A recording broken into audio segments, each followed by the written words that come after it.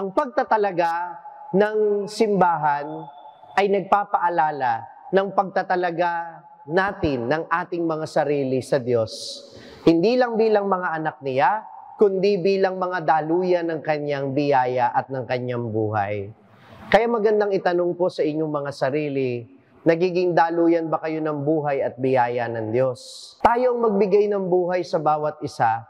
Kaya sa misang ito, lalo na't may paparating na bagyo na maaaring maging sanhi ng kamatayan o ng pagkasira para sa ating mga kababayan, ihanda natin ang ating kalooban. Paano tayo magiging buhay para sa kanila? Una, magdadasal tayo mamaya ng Oratio Imperata laban sa bagyo.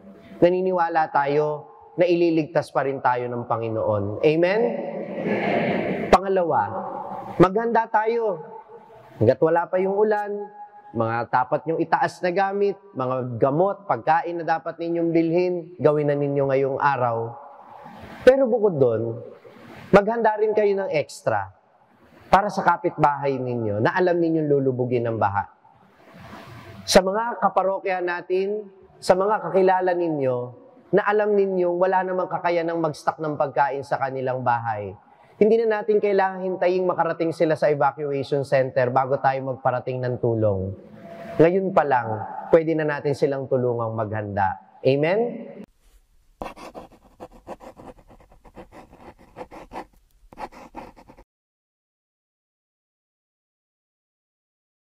Sumainyo ang Panginoon, ang mabuting balita ng Panginoon ayon kay San Juan. Malapit na ang Pasko ng mga Hudyo, kaya't pumunta si Jesus sa Jerusalem. Nakita niya sa templo ang mga nagbibili ng mga baka, mga tupa at mga kalapati, at ang mga namamalit ng salapi. Gumawa siya ng isang panghagupit na lubid at ipinagtabuyan palabas ang mga mangangalakal, pati ang mga baka at tupa. Isinabog niya ang salapi ng mga namamalit at ipinagtataob ang kanilang mga hapag. Sinabi niya sa mga nagbibili ng kalapati, "Alisin niyo rito yan. Huwag ninyong gawing palengke ang bahay ng aking ama." Naalala ng kanyang mga alagad na sinabi sa kasulatan, "Ang aking malasakit sa iyong bahay ay parang apoy na nag-aalab sa puso ko."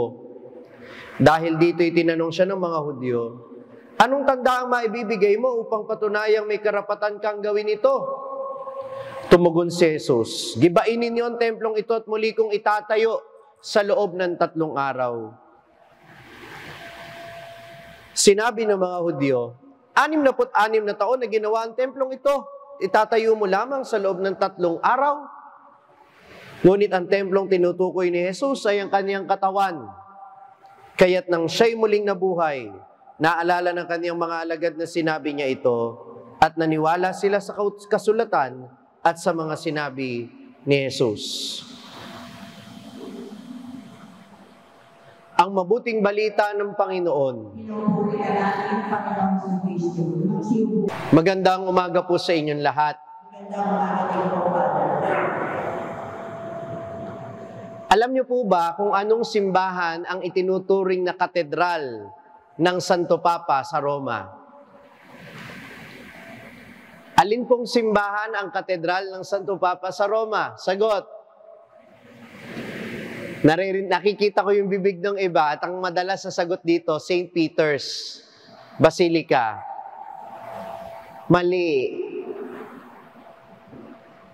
Ang St. Peter's Basilica ay ginawa po kamakailan lamang, no? Medyo bago-bago pa yan, although daan taon na rin yon, para kapag may mga malalaking pagtitipon, yung simbahan, magkasya yung mga tao.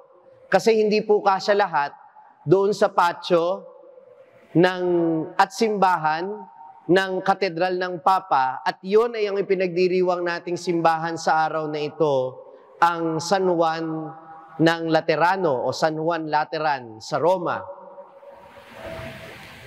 Bakit ipinagdiriwang natin ang pagtatalaga ng simbahang ito bilang isang kapistahan?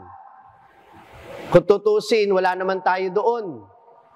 Nasa Roma yon, nandito tayo, pero bakit sineselebrate natin ito bilang simbahang Katolika? At ang sagot ay nakasulat doon sa inscription sa harap ng mismong simbahang ito. Mahaba iyon, and to summarize, ito pong nakalagay doon, Mater et Caput Ecclesiarum. Ano pong ibig sabihin nun? Ina at ulo ng lahat ng mga simbahan. Bakit itong ina at ulo ng lahat ng mga simbahan? Una, dahil sa kasaysayan, ito pong kauna-unahang gusaling malaki na nakatalaga para sa pagsamba ng mga Kristiyano. At ito po ay itinalaga sa ating Panginoong Jesucristo bilang tagapagligtas, the Cathedral of the Holy Savior, and in honor of Saint John the Baptist and Saint John the Evangelist. Kaya po San Juan. Ano yung Laterano? Hindi po yun pangalan ng santo. Yun ay pangalan ng pamilyang nagpagawa nung palasyo na kinonvert bilang basilika. So ito po ay isang malaking reception hall nung palasyo na nung ibinigay ni Emperor Constantine sa simbahang Katoliko, nung ideklara niya noong 313 sa Edict of Milan, na ang simbahang Katoliko ang magiging state religion ng Roman Empire, itong gusaling ito na noon ay palasyo, ginawang simbahan. Kaya po, ang tawag sa mga basilika ay palasyong simbahan. Dahil po ito'y palasyo na ginawang simbahan. Of course, ngayon, basilika pa rin ang tawag, pero hindi na lahat ng basilika ay dating palasyo, kagaya nitong St. John Lateran. Nakikinig pa ho kayo? Mater et Caput. Pakiulit nga po. Ina at ulo. Bakit itong ina? Dahil itong pinanggalingan ng lahat ng mga gusaling simbahan. Noon lamang idineklara na ang simbahang Katoliko ay maging state religion ng Holy Roman Empire, noon lamang nagsimulang kumalat ang Kristyanismo sa buong mundo sa hayagang pamamaraan. Kasi dati madalas underground. At saka hindi sila nagpapagawa ng malalaking simbahan kasi maliit lang naman yung community ng mga Kristiyano, kaya kasya na sila sa bahay ng mga miyembro nito o kaya naman sa mga underground ng mga libingan, doon sila nagtitipon. Pero ito'y ina sapagkat ito'y una sa mga malalaking simbahan na ipinatatayo para pagtipunan ng mga Kristiyano. At ito'y tinuturing na ulo ng lahat ng mga simbahan sapagkat dito ay namumuno ang Santo Papa, ang obispo ng Roma. The Cathedral of Rome is not St. Peter's but St. John Lateran. Kaya po kapag nahalal ang bagong Santo Papa, iniluluklok siya dito sa upuan niya sa St. John Lateran dahil iyon naman talaga yung kanyang katedral at iyon ang kanyang basilika. At mula dito ay namumuno ang Santo Papa, kaya ito tinatawag na ulo ng lahat ng mga simbahan. Ngayon, anong kahalagahan nito sa atin? Minamahal ko mga kapatid, ang ipinapakita sa atin ngayon ay ang halaga ng pagtatalaga sa isang templo. Dahil ang templo, kagaya ng ating simbahan, ay lugar kung saan nagtatagpo ang Diyos at ang tao.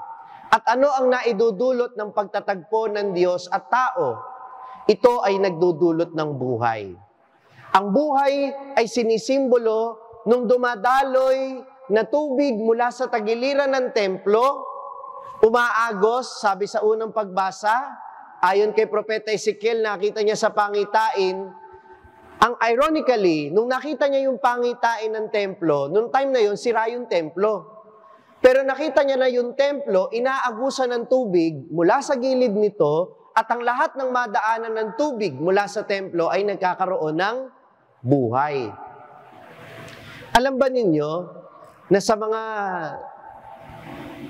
community, sa halimbawa na yung isang community ay disyerto, kaya ay ilang or deserted area, wala pang nakatayo, sabana kung tawagin sa atin. Sa ibang lugar, para yan ay mapuno ng mga tao, nagtatayo sila ng simbahan.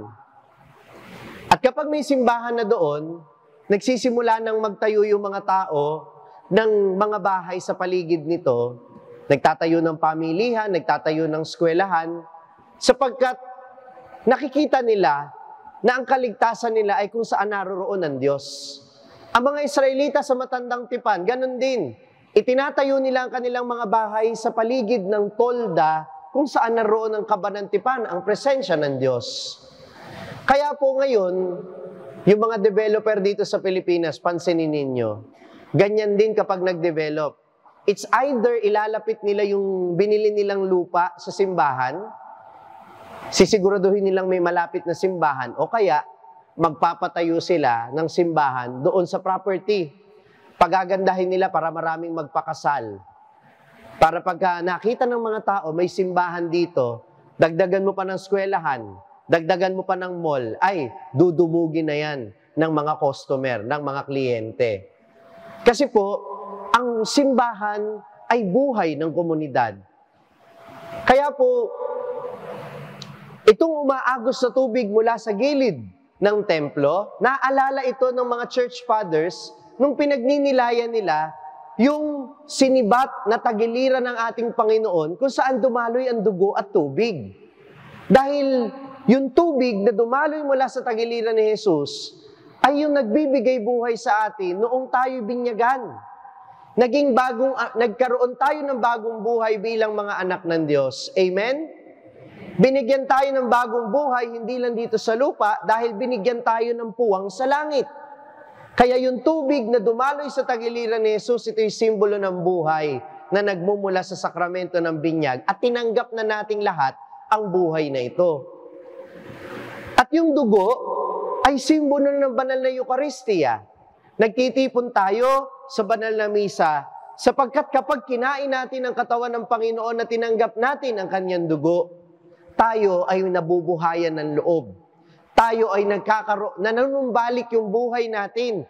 Pagkatapos ng isang buong linggo na kung minsan nasisiraan tayo ng loob at parang namamatay ang ating kalooban, ang katawan at dugo ng Panginoon ang nagbibigay sa atin ng bagong buhay at bumubuhay sa ating pag-asa. Amen po ba yun? Ba't ba kayo nagsisimba? Nabubuhayan ba kayo ng loob pagka nagsisimba kayo? Bay sana naman. Bagamat yung iba, antok-antok na kasi nga, makulimlim ang panahon. Pero ang mahalaga, pagkatapos nating matanggap ang katawan at dugo ng Panginoon, para bang handa na ulit tayo humarap sa isang bagong linggo, sapagkat nabuhayan tayong muli ang ating mga puso at ang ating kaluluwa, ang buong pagkatao natin ay muling binuhay ng ating Panginoong Jesus. Kaya naman minamahal ko mga kapatid, ang simbahan hanggang sa ngayon ay nagsisilbing simbolo ng katatagan na ipinagkakaloob sa atin ng Panginoon. Ang ating simbahan, ilang daang taon na ito, pero nananatiling matatag sa kabila ng lahat ng mga bagyo, lindol, gera na pinagdaanan nito. Nauna pa sa ating lahat ito. Pero tingnan ninyo, hanggang ngayon, pinoprotektahan pa rin tayo, nagiging silungan pa rin natin, at dito pa rin tayo nag-iigib ng buhay. Sa tuwing tayo may pinabibinyagan, sa tuwing may inihahatid tayo sa dambana para ikasal, sa tuwing nagtitipon tayo sa hapag ng Eucharistia kapag tayo may misa, patuloy tayong binibigyan ng buhay. At sana, tayo din ay maging matatag, katulad ng ating simbahan. Dahil tayo, sabi ni San Pablo, ang mga batong bumubuo ng simbahan, si Kristo ang pundasyon, pinatatatag niya tayong lahat upang tayo ay pagmulan din ng buhay para sa ating kapwa. Kung paanong nagiging daluyan ng biyaya at buhay ang simbahan, ang bawat Kristiyano dapat ding maging daluyan ng biyaya. Kaya nga po kapag itinatalaga ang simbahan, parehong-pareho ng ritual sa pagbibinyag ng tao. Merong pagwiwisik ng tubig, mayroong pagpapahid ng langis sa altar at sa mga haligi ng simbahan, at mayroon ding mga pagsisindi ng kandila.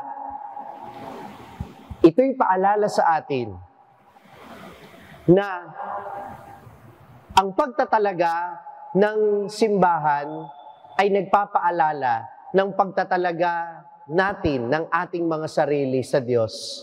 Hindi lang bilang mga anak niya, kundi bilang mga daluyan ng kanyang biyaya at ng kanyang buhay. Kaya magandang itanong po sa inyong mga sarili, nagiging daluyan ba kayo ng buhay at biyaya ng Diyos? Meron kasing mga tao, no, kapag ang saya-saya, tapos pag dumating sila, nasisira yung mood ng lahat, nalulungkot yung mga tao, namamatay yung pag-asa sa puso nila. Meron mga tao, nangangarap ka pa lang, di ba? Nangangarap ka. Ang dami, nabubuhayan ka ng loob. Tapos sasabihin sa'yo, hindi yan. Ay, balang araw, magiging maunlad din ng Pilipinas, di yan. Wala pa nga nakukulong eh. Ibang nangangarap ka pa lang, nagdarasal ka pa lang, nabubuhayan ka pa lang ng loob, papatayin na kaagad. Sana hindi tayo yung ganon. Sana tayo yung pagmula ng pag-asa. Pag sinabi na, ano ba mangyayari sa Pilipinas? May kinabukasan pa ba tayo? Meron yan. Dasal lang tayo. Saka maging matalino tayo sa pagboto. Di ba? Tayo ang magbigay ng buhay sa bawat isa. Kaya sa misang ito, lalo na't may paparating na bagyo na maaaring maging sanhi ng kamatayan o ng pagkasira para sa ating mga kababayan, ihanda natin ang ating kalooban. Paano tayo magiging buhay para sa kanila? Una, magdadasal tayo mamaya ng Oratio Imperata laban sa bagyo. Naniniwala tayo na ililigtas pa rin tayo ng Panginoon. Amen? Pangalawa, maghanda tayo. Hanggat wala pa yung ulan, mga dapat nyong itaas na gamit, mga gamot, pagkain na dapat ninyong bilhin, gawin na ninyo ngayong araw. Pero bukod doon, maghanda rin kayo ng extra para sa kapitbahay ninyo na alam ninyong lulubugin ng baha. Sa mga kaparokya natin, sa mga kakilala ninyo, na alam ninyong wala namang kakayanang mag-stock ng pagkain sa kanilang bahay. Hindi na natin kailangan hintayin makarating sila sa evacuation center bago tayo magparating ng tulong. Ngayon pa lang, pwede na natin silang tulungang maghanda. Amen?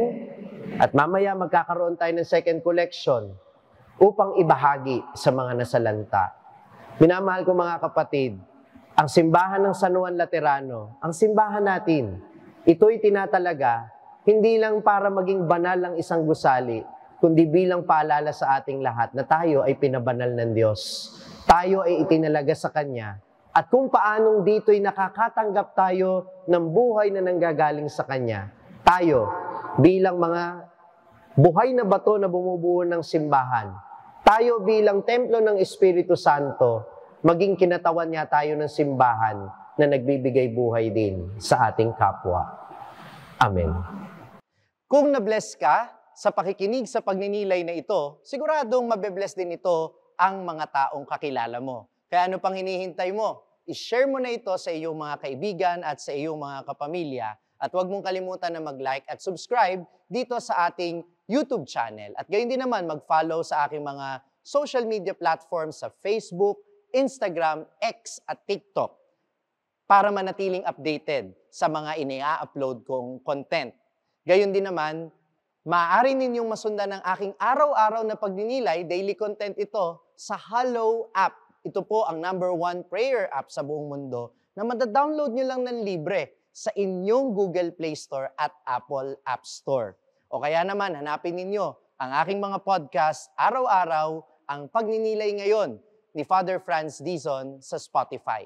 Kung nais naman ninyo na magpaabot ng tulong para sa pagpapatuloy ng ating ministry, magpadala lamang ng message sa ating page para sa mga detalye. Muli, ako po si Father Franz Dizon ng Sa Madaling Sabi, mula po dito sa parokya ng San Martinan Tours, Pandiocesis na Dambana ng Mahal na Poon ng Cruz Sawawa, Bocaue, Bulacan. Mga ka-SMS, let us share the message of salvation.